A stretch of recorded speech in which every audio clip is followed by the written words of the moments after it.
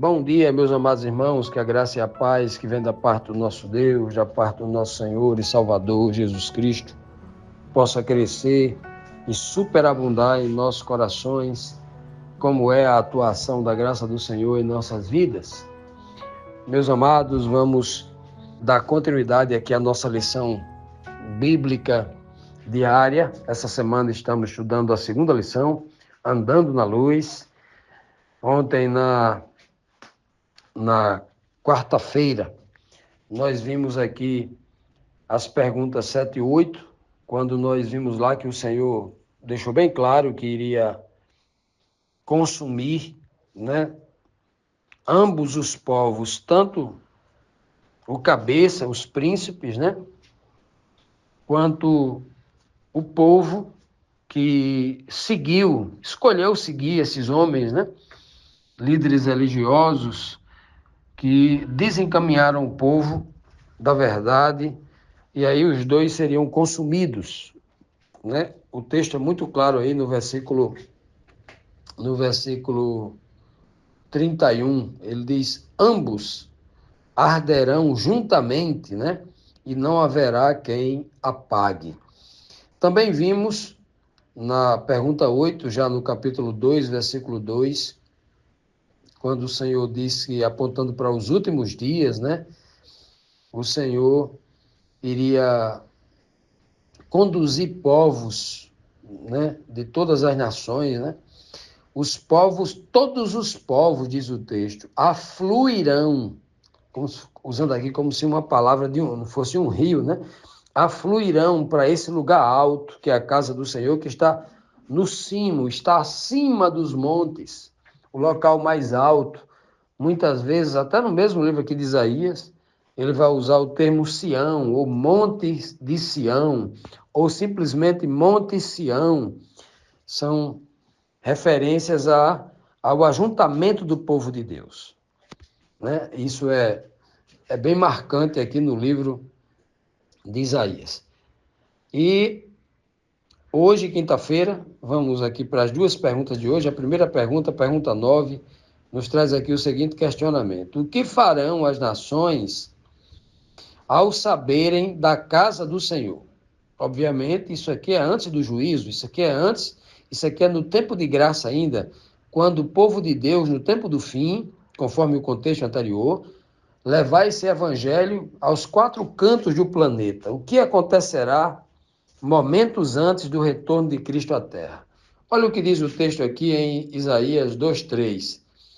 Irão muitas nações e dirão: vinde, e subamos ao monte do Senhor e à casa do Deus de Jacó, para que nos ensine os seus caminhos e andemos pelas suas veredas, porque de Sião sairá a lei e a palavra do Senhor de Jerusalém. Veja só que coisa maravilhosa, Então veja que do Monte Sião, o monte do ajuntamento, sairá a lei, e lá de Jerusalém sairia a palavra do Senhor. Sião, do monte, assim como do Monte Sinai, o Monte Horebe, saiu a lei de Deus, e de Jerusalém a palavra do Senhor. Aqui é uma linguagem dupla, duplo significado e profundo significado. Primeiro, por Moisés veio a lei no Monte Sinai, E em Jerusalém, pela boca de Cristo, veio a palavra de Deus. Mas lei e palavra de Deus não é a mesma coisa? No sentido gramatical, sim. Muitas vezes a palavra de Deus é chamada de lei. O termo utilizado é Torá, para escrituras. A escrituração, aonde nela está previstas as regras, os juízos, os estatutos, Então, tudo está lá na escritura. Mas aqui o texto aqui está usando uma linguagem como se fosse distinto, coisas distintas. Mas Sião também não é, Jerusalém não é chamada de Sião? O Monte Moriá, o Monte do Ajuntamento, também é uma tipologia. Então, se nós olharmos com cuidado aqui para esse texto, primeiro ele está falando de lei e de palavra. no sentido de que o conhecimento escrito das Escrituras, lei, e o conhecimento inspirado pelo Espírito de Deus, palavra de Deus. Né? Assim como a própria Escritura, ela vai definir em duas fases do conhecimento. A primeira, ele vai dizer assim: eu instruirei a Jacó e ensinarei a Israel. Então, Jacó é a etnia, o povo natural, o povo religioso, né? Aplica-se à nação de Israel sem problema algum, como se aplica também aos cristãos nominais hoje, né, na tipologia. E Israel é a nova criatura espiritual, só cabe do âmbito espiritual. Então, quando ele diz instruirei, é o primeiro ensinamento, é o ensinamento básico, é o ensinamento básico, superficial, de um conhecimento que precisa evoluir, que precisa ser entendido. E quando ele diz ensinarei a Israel, ele está falando de um ensinamento profundo, que é esse caso aqui. Primeiro ele fala, né, que a lei sai de Sião, mas a palavra do Senhor sai de Jerusalém. É como se ele estivesse falando aqui instrução e ensino. Olha que coisa bela, né? Como sempre, né, a palavra do Senhor com muita riqueza espiritual, principalmente quando a Bíblia traz esses tipos, esses símbolos religiosos que carecem de uma interpretação com base bíblica, uma interpretação não pela lógica humana, mas pelo próprio contexto bíblico, respeitando a exegese bíblica, né? E, obviamente, a contextualização também. Então, isso é maravilhoso, nós entendermos isso aqui, porque no tempo do fim, também vai haver muita gente que tem o conhecimento da letra, da escritura sagrada, da letra morta, da lei, da letra morta, mas falta a inspiração do Espírito de Deus nele, para ele entender, né, sair da instrução para entrar no ensino. Vou dar um exemplo aqui para ficar mais claro para aqueles que nos ouvem. O que seria uma instrução? É você dizer a uma criança que você está ensinando ela a fazer um banquinho para sentar, né? Você dizendo aqui, olha, serre essa madeira, coloque esse prego aqui, você bate assim com o martelo no prego, bata assim, desse jeito. Se você bater assim, vai dar errado, tem que ser assim. Corte assim, meça assim e tal, olhe como é que faz. Aí você está ensinando ali, está dando ali uma instrução, como deve ser feito, né? Agora, o que é o ensinamento? É depois que o banco está feito, você vai chegar para ele e vai fazer ele entender o porquê ele fez daquele jeito. Porque ele não podia ter feito de outra forma. Para que serve aquele banquinho para sentar? Se ele sentar de uma forma ou de outra forma, e ele vai entender o porquê das coisas. Então, essa é a clara diferença que a Bíblia fala, né, sobre instrução e ensino. E também uma ideia bíblica, né, um princípio bíblico da evolução da revelação. Toda a verdade é revelada gradativamente, gradualmente, como diz a própria Escritura, que a verdade é como o nascer do dia, a aurora. Ela vai ficando claro, claro, claro, vai aumentando a luz até que chegue ao meio-dia, até que o dia torne plenamente claro, né? Assim também é a palavra de Deus.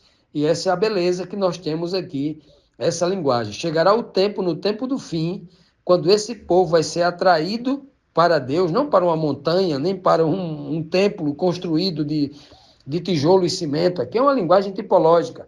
É atraído exatamente para Deus, para a sua palavra. Continuando, meus amados, vamos aqui para a 10ª pergunta, que diz assim: o que acontecerá se o Senhor julgar e corrigir entre todos os povos e nações? O que vai acontecer? Isaías 2, verso 4 diz assim: ele julgará entre os povos e corrigirá muitas nações. Estas nações, né, converterão as suas espadas em relhas e arados, e as suas lanças em podadeiras. Uma nação não levantará espada contra outra. Outra nação, nem aprenderão mais a guerra. Veja que coisa, né? Que texto aqui esse. Um texto aqui muito interessante, que o texto começa dizendo, né, que o Senhor, ele julgará, né, entre nação e nação. Julgará todas as nações, sem exceção. Todas as pessoas do mundo serão julgadas, não escapará ninguém. Todos, né? Inclusive o apóstolo Pedro diz que esse juízo começará pela própria casa de Deus. Os primeiros a serem julgados são o próprio povo que professa crer em Deus. Então, começará pela casa de Deus, começará por aqueles que servem religiosamente a Deus, né? Pois bem. E, obviamente, aqui o texto é muito claro em dizer que todos, e ele corrigirá muitas nações, não todas. Quando ele fala nação aqui, está falando de pessoas. O texto não vai dizer que Deus vai converter um país inteiro. Não, não é assim não. Muitas nações são povos de muitas nações. E aí, como se em cada nação tivesse um remanescente ali, um povo que vai dar ouvido à palavra de Deus e vai se converter. E nós temos esse tipo, essa tipologia na própria Escritura. Lá em Jerusalém, onde os apóstolos eram presos, né, torturados e até mortos, a partir de Jerusalém, a primeira manifestação do Espírito lá em Pentecostes foram 3.000 almas que se converteram. Não foram todos, foram 3.000 almas. Haviam quantas pessoas naquela festa ali? 800.000? 1.000.000? Quantas? Diz que das nações debaixo do céu havia representação de tudo que é lugar do mundo estava ali, né? Então, havia muita gente ali. Então, 3.000 ainda é uma quantidade pequena em relação ao total, mas é uma multidão de gente. 3.000 pessoas já pode ser chamado de uma nação, né? Uma grande multidão. E na segunda pregação dos apóstolos foram mais quase 5.000, e daí por diante. E começou a crescer mais ainda, né?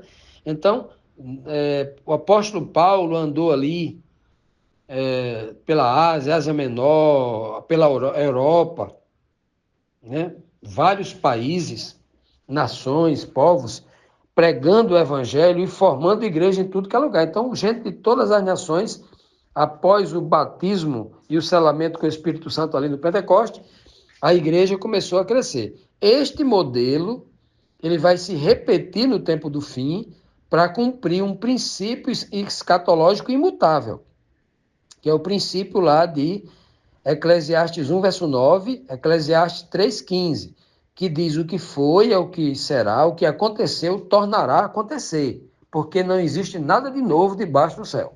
Então, o texto, a Bíblia é muito clara, né?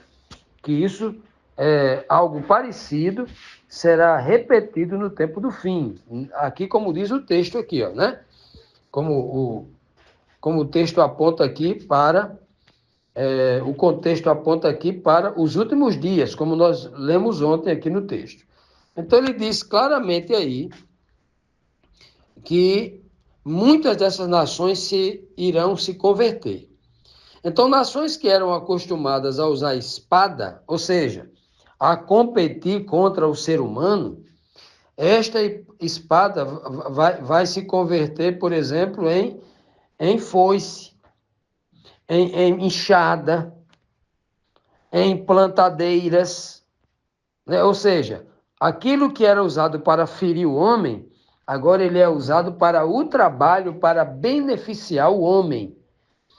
Aquilo que o homem olhava para o ser humano e enxergava como inimigo, agora ele vai enxergar essa pessoa como irmão.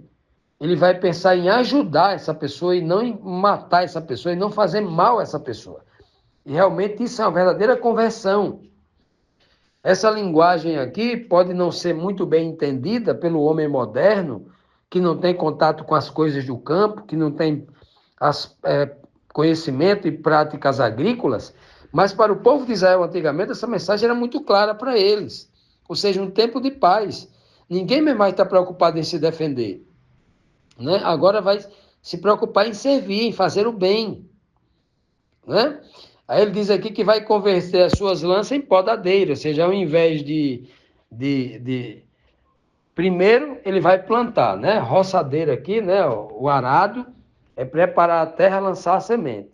E a lança aqui já é a podadeira, a árvore já cresceu, chegou no ponto de dar fruto, agora vai só podar para que o fruto apareça, né? A podação, ela acontece justamente para que a planta, ela ali coloque para fora ali os seus frutos. É o momento final para que ela venha com toda a sua carga, com toda a sua força, para que ela possa dar a maior quantidade de frutos possíveis, né? Isso aqui é uma linguagem riquíssima, maravilhosa, né, que está sendo usada aqui pelo Senhor. Então, quando ele diz aqui que vai converter, né?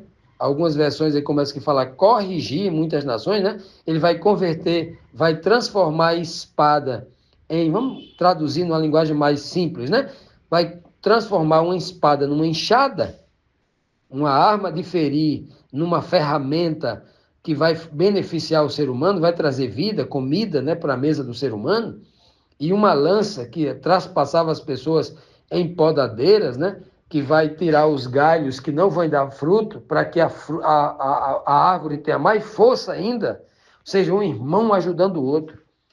As pessoas pensando nas outras, e não pensando em matar as outras, e não pensando em competir com a outra, para ser melhor do que a outra, em ter mais do que a outra, né? Olha que coisa linda. E ele diz bem claro aqui que uma nação nunca mais levantará a espada contra outra nação, né? E nunca mais eles aprenderão a guerrear, um irmão contra outro. Olha, em que tempo é esse? Isso só pode acontecer quando o mal for vencido. Primeiro, quando o povo de Deus for batizado e selado com o Espírito Santo, da mesma forma que aconteceu lá no Pentecoste, vai acontecer no tempo do fim de novo, para que se cumpra a palavra profética, as duas chuvas, né? A chuva temporã, lá do Pentecoste, a seroide do tempo do fim, né? Aconteça esse evento maravilhoso para que comece essa transformação, para que as espadas se transformem em enxadas, para que as lanças se transformem em ferramenta de podar e de colher. Isso é maravilhoso, né? Então, desde lá o livro de Isaías, o Senhor já apontava isso para o fim, para que a palavra ela não se torne, né, uma mensagem apenas para aquele tempo, mas a palavra de Deus que sai da boca de um Deus eterno, ela é eterna.